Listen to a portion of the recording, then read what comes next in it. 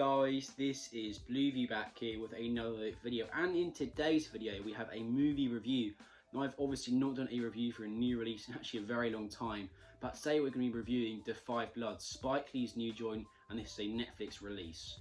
So to be brutally honest, I've never really loved a Spike Lee movie bar Do the Right Thing. Now as good as I think Malcolm X are, BlacKkKlansman, Inside Man, all really good films, the main underlying factor is that I've never really understood what a Spike Lee film has been going for. Now obviously, for example, BlacKkKlansman was clearly going for saying that the KKK is full of terrible people and that racism is a terrible thing. And I know these things, you know, I know racism is a terrible thing and there's no place for it in the world. But there are deeper meanings that a lot of people see, but for me personally, I've just never really been able to see them. This is literally why I was so excited for The Five Bloods. From the trailers and the early reviews, it looked like there was a clear message in the movie of how black people were treated in Vietnam and after Vietnam and the horrible stuff they went through. So yeah, this is the sole reason why I was so excited for this film, because it looked like it had a clear message and that was really enticing for me. So without further ado, let's stop me rambling and I'll get into my review. So the first thing I really liked about The Five Bloods were the performances. Now across the board, they were really good, like a 7 out of 10. They were really good, but the man I had to touch upon was Delroy Lyndon in this film. Now I've seen him in a few other films. I think he was in Malcolm X as well, another Spike Lee film. But in this film, he gives one of the best performances of the year so far, easily. And I think if he doesn't get an Academy Award nomination for Best Supporting Actor, I'm going to be furious, because he was phenomenal from start to finish. The emotions he went through, his character development was just amazing, and the way he portrayed it was sublime. And I know obviously with the Netflix releases, the comedy doesn't like Netflix releases, and this film didn't get a cinema release. That's going to stand in his way, but he sincerely deserves that Academy Award nomination. He was phenomenal. And if you just want to watch a movie with great acting, just watch The Five Bloods. The acting is great, but Delroy Lyndon was the standout for me. Another thing I thought the film did really well was the changing aspect ratio. Now the only film from recent years that has used this that I've seen was Lucy in the Sky from last year, starring Natalie Portman, and that film used it terribly. But The Five Bloods used it to perfection. The way it had changing aspect ratio for the old Vietnam scenes when they were fighting in Vietnam, and then the current scenes, the aspect ratio changed. I thought it was really good to look at. I do love when a film has a different aspect ratio. For example, The Lighthouse, obviously, that's a one in recent memory that just had a set aspect ratio, but it was different, you know, the normal. But yeah, I love the change in aspect ratio. You don't see it much in cinema these days, but I thought The Five Bloods used it really well, and I hope that does inspire future filmmakers to use the changing aspect ratio, since it really does contribute to the feel of a movie, and I thought it really worked in The Five Bloods. Another thing I really liked about The Five Bloods was the score. I thought the score accompanied the movie really well. From the old songs to the new songs, I thought it worked really well. And obviously with a movie with a great score, it does really contribute to the feel of the film. And if you, for example, you look at Hans Zimmer, the way he's enhanced so many movies from the Dark Knight trilogy to Inception to Interstellar, a score is really important, and The Five Bloods has that. I think cinematography is one of the most important things in cinema. If you look at one of the best current cinematographers out there in Roger Deakins, his cinematography is amazing. For example, his work in 1917, Prisoners, Blade Runner 2049, his cinematography alone makes the film 10 times better. I think in terms of The Five Bloods, the cinematography had to be good, and it was. Newton Thomas Sigel did a really good job. Am I going to say the cinematography was amazing? No, I thought it could be much better. I think the scenery of Vietnam it's such a beautiful place. Sadly, I've never been there, but I would love to go. But in peacetime, obviously, it's an amazing looking place, from the trees to the water. It's just such a cool looking place. And the shots were a bit disappointing, but I'm still not going to take away from the fact that the cinematography was fine. But I think he could have done a better job. But that's me being a bit harsh. I think it was fine, but I wanted another movie that was as good looking as Apocalypse Now. And we didn't get that. Obviously, it's a completely different film tonally. But yeah, a bit disappointing, but still, I thought the cinematography was good. It was fine. And yeah, it was something that I did like about the movie. A few other things I really liked about The Five Bloods. First, we have to touch upon the script. The script was really good. It was a really solid script. It had some really funny scenes, some emotional scenes, some really riveting scenes, and I thought it was handled really well. There's a scene towards the end with Delroy Lyndon's character that was so touching, and it really did nearly bring a tear to my eye. Also, another thing I liked about The Five Bloods were the visuals. The film looked really great. You know, the camera work was fine. Yeah, it was a really good looking movie.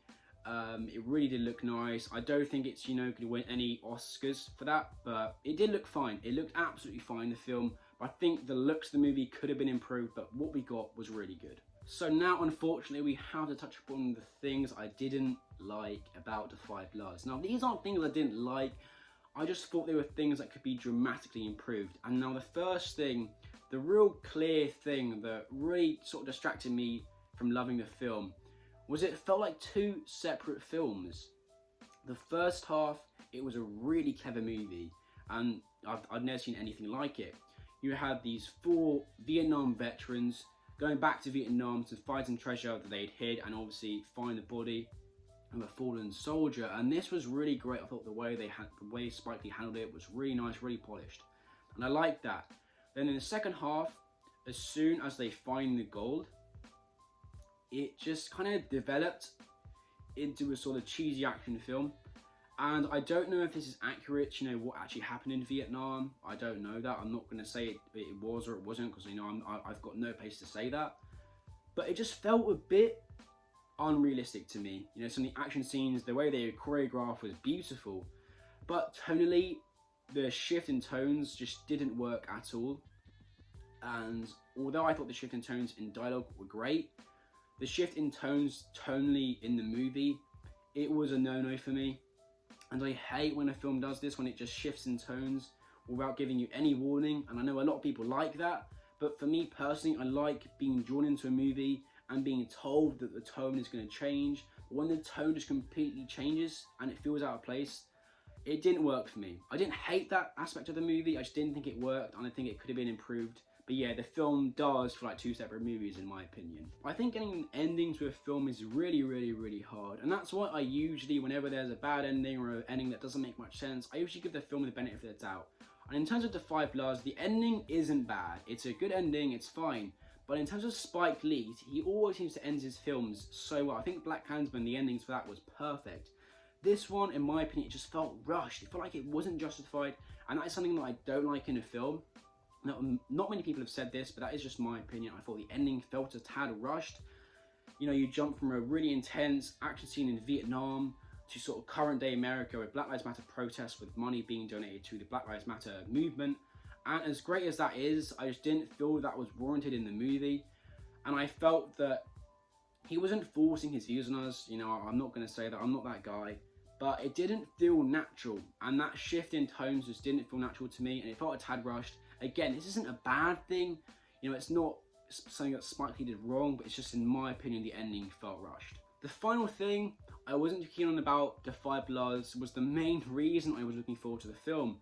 And that was the film having a clear message. And just like his other movies, I didn't think The Five Bloods did. And a lot of people are going to hate on me for this.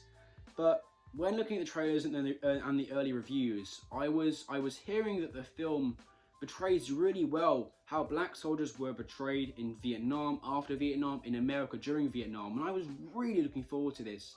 But unfortunately, I didn't get that. And I think there were a few scenes that touched upon it really well. But when you go from a scene like that, and then you go to a really crazy action scene that's really intense, with loads of guns and people dying, it didn't feel like it went in depth into that enough. And I would have loved that. Now, this isn't necessarily a flaw of the film. This is just my take on it. I was really looking forward to that, and sadly, we didn't get a clear message in this film. A lot of people will probably get one, and obviously the clear messages in it are that the black lives in America are still being terribly treated, and we're seeing that today, you know, in America with all the George Floyd stuff. It is just terrible, and, you know, it's horrible that there's racism still in the world. But yeah, that was just a really big thing that I was disappointed with, was a clear message, and sadly I didn't get that. So in conclusion, I do think The Five Bloods is a really solid film, and another really nice film to add to Spike Lee's filmography. Now, did I love it? No. Did I really enjoy it? Yes. It's a nice film. It has a nice message, even if it's not portrayed that clearly. And I think it's a great looking movie, great score, great performances, great characters that you really connect to. So yeah, it's a film worth watching. If you've got access to Netflix, definitely watch it. You know, it's a Spike Lee movie. You know, it's one of the best films we've had in the past few months. But yeah, personally for me, I didn't love it. I still did really like it. So yeah, in terms of ratings out of 100, what will I give it? Out of 100, I'm going to give The Five Bloods a 70 out of 100. As you can see in that score, it's a good film. It's nothing special, nothing I'm going to scream about. Probably not a movie I'm going to remember for my whole life. But I will, check it out again. Maybe my rating will improve. But that is just my opinion. Leave your scores out of 100 in the comments down below if you have seen it. And if you haven't, definitely go check it out. So, thank you for watching, guys. Thank you for watching my film review of The Five Bloods. Make sure to leave a like or just subscribe. One little thing is, I've already said it, but I'm going to say it again.